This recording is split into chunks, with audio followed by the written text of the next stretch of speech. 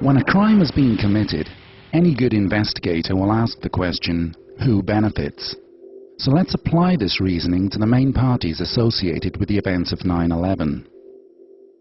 Osama bin Laden. 5 days after 9/11, bin Laden stated that he had no knowledge of the attacks. He also stated that the attacks appear to have been carried out by individuals with their own motivation. This statement was aired only once on Al Jazeera TV on the 16th of September 2001. By the way, Afghanistan's ruling Taliban movement on Tuesday said that Osama bin Laden, they are closely allied with him, was not responsible for the attacks on the United States. What happened in the United States, according to the Taliban, was not a job of ordinary people. It could have been the work of governments. Osama bin Laden cannot do this kind of work. Neither can we, a Taliban spokesman said from the southern city of Kandahar.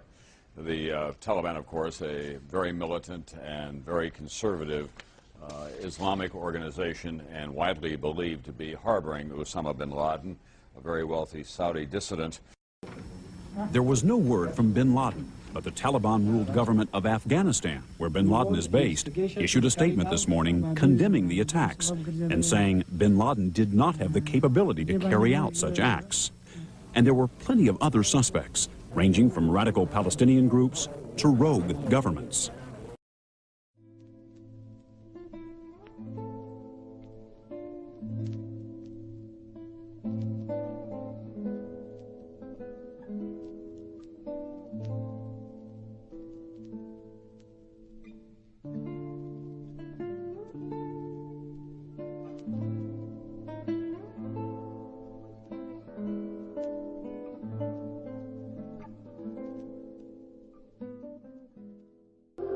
Before 9/11, Osama bin Laden had lived as a fugitive, but he was a wealthy fugitive who had enjoyed relative freedom outside of the USA.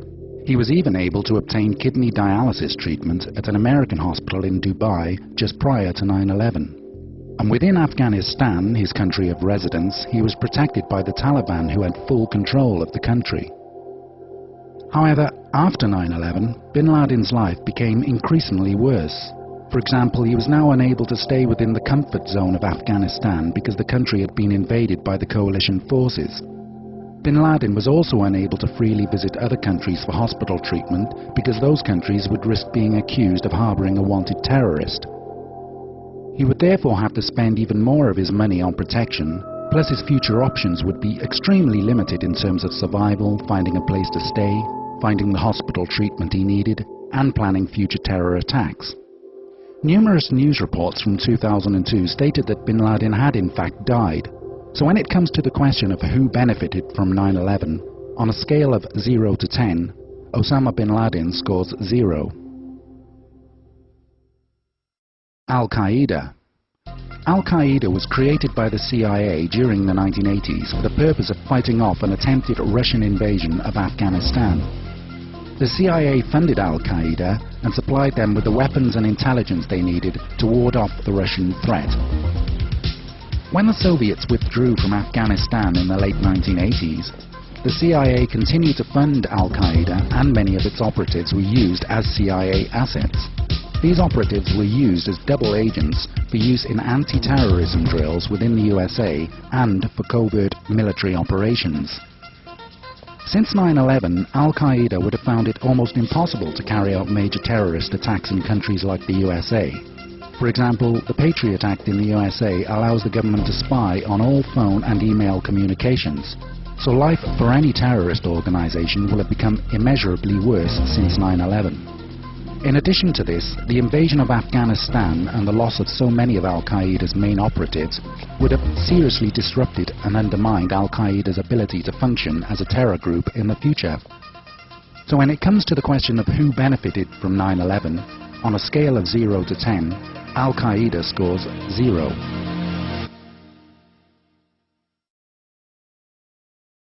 Saddam Hussein.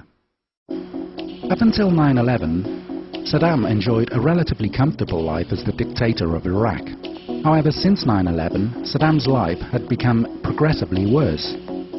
Firstly, because of the constant insinuations that Saddam had something to do with 9/11, and secondly because of the accusations that Saddam possessed weapons of mass destruction. Within 18 months of 9/11, Iraq was invaded and Saddam was reduced to living in squalid conditions whilst on the run from his invaders. Shortly after the invasion of Iraq, Saddam was captured after he was found hiding in a small underground spider hole in a derelict house in Tikrit. He was held as a prisoner for 3 years before being tried and hanged. The Iraqi court found Saddam guilty of crimes that he committed during the 1980s. So when it comes to the question of who benefited from 9/11, on a scale of 0 to 10, Saddam Hussein scores less than 0. So, out of the 3 parties who've had the finger pointed at them by the Bush administration for complicity in the 9/11 attacks, none of them have benefited politically, financially, or strategically from what happened on 9/11. In fact, the exact opposite is the case. The lives of these 3 parties have been turned upside down to the point where they can no longer function as they did before 9/11.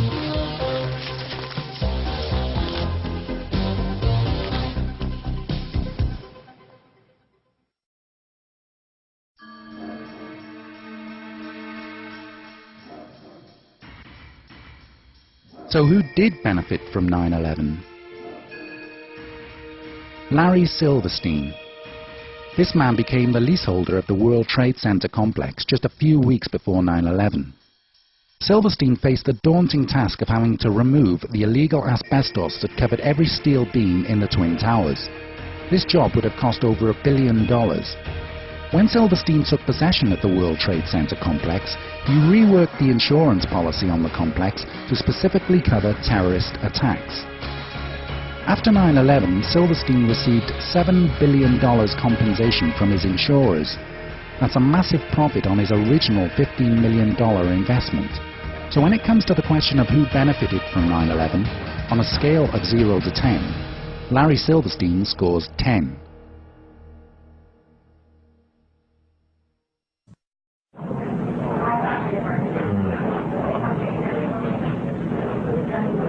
It's amazing. Amazing, incredible, pick your word. For the 3rd time today, it's reminiscent of those pictures we've all seen too much on television before when a building was deliberately destroyed by well-placed dynamite to knock it down. Wat je ziet bij het World Trade Center, dit zijn beelden van gebouw nummer 7. Ja.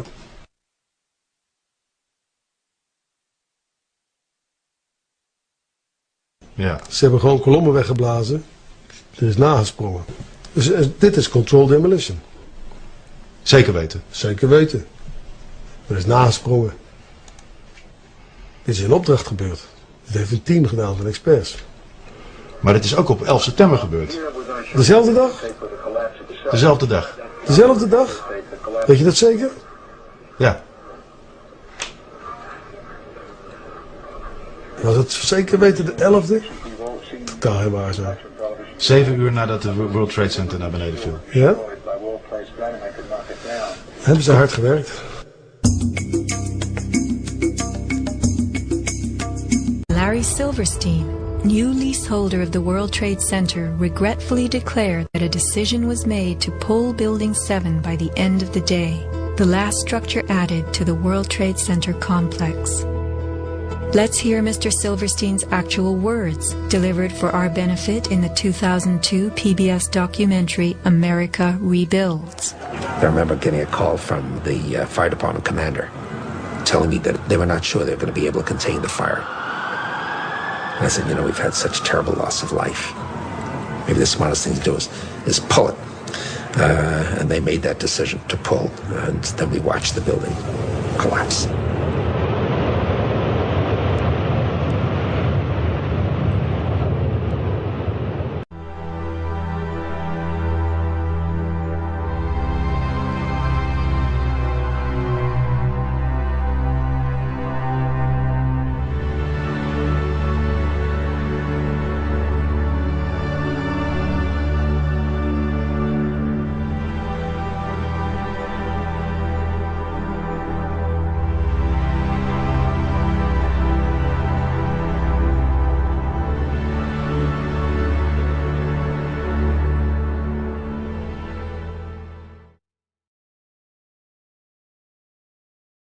World Trade Center 7 collapsed because of fires fueled by office furnishings.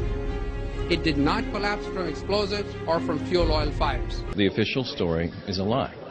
It's a fraud. Architects and engineers for 9/11 Truth say critically important evidence regarding the destruction of 3 World Trade Center towers has emerged, showing preset explosives were used in the demolition of the buildings. There had to be explosives. There's no other way for the building to come down symmetrically straight down. I mean, like a tree, if you cut into the tree, it falls to the side that you cut. The Twin Towers suffered total destruction in 10 to 14 seconds in near free-fall accelerations. Experts here say that can only occur as a result of preset demolition explosives.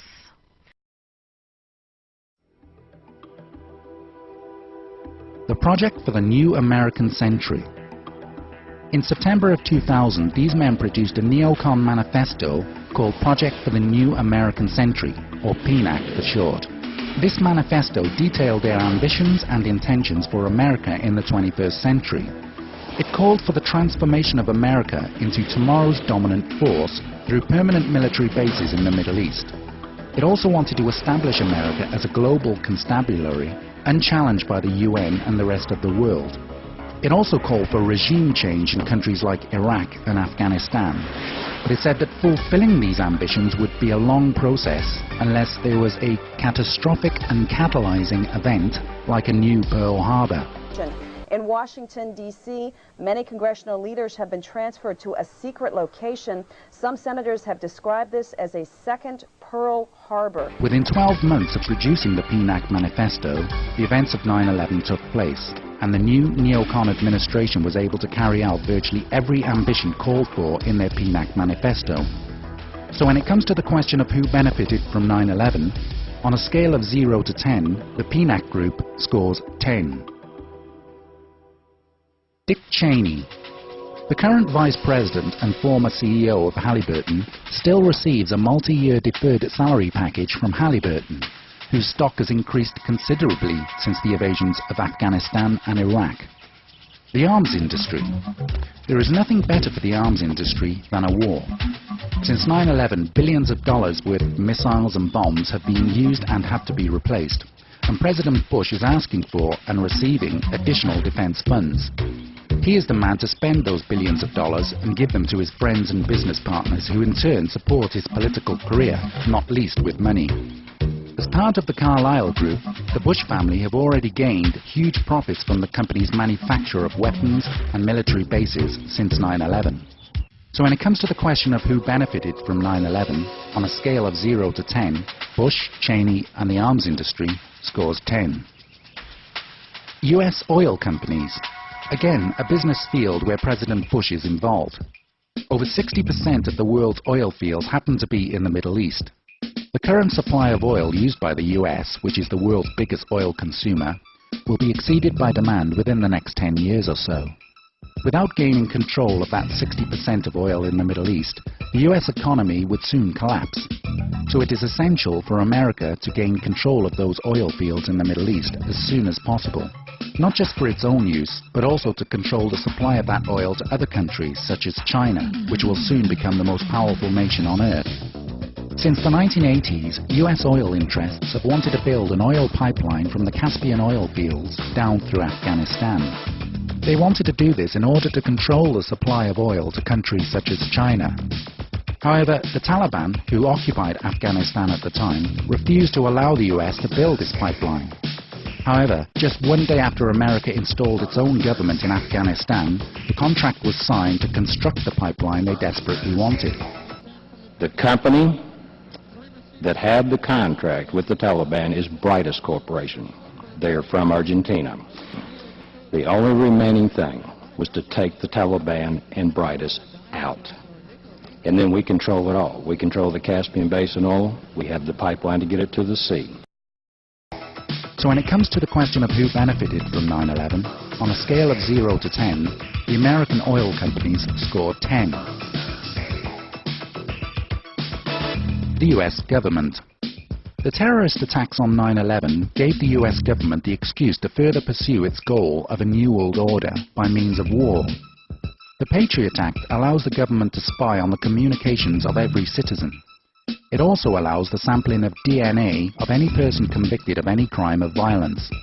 And it also allows arrest on suspicion, without a warrant, without probable cause, in secret, without notifying anybody, and without the right to see a lawyer. As a reminder, the National Defense Authorization Act isn't all bad. The part of the bill, though, that poses enormous constitutional problems is one provision which states that the president is afforded the absolute power to arrest and detain citizens of the United States without their being informed of any criminal charges, without a trial on the merits of those charges, and without any due process safeguards protected by the Constitution of the United States. The president would have the power to order the indefinite detention of any associated forces that are engaged in hostilities against the United States or its coalition partners, against any person who has committed a belligerent act, or any person who has directly supported such hostilities in aid of enemy forces. And it also states that the president has the power to place these individuals into detention under the law of war without trial until the end of the hostilities. So the people who've been blamed for 9/11, i.e. Osama bin Laden, Al-Qaeda and Saddam Hussein, have gained nothing from 9/11 and lost everything as a result of 9/11. Whereas the people who pointed the finger of blame, i.e. Bush, Cheney and the Peanut Group, gained everything they had wanted as a direct result of 9/11. The same is true of the World Trade Center leaseholder, Larry Silverstein, and of course US oil and arms companies.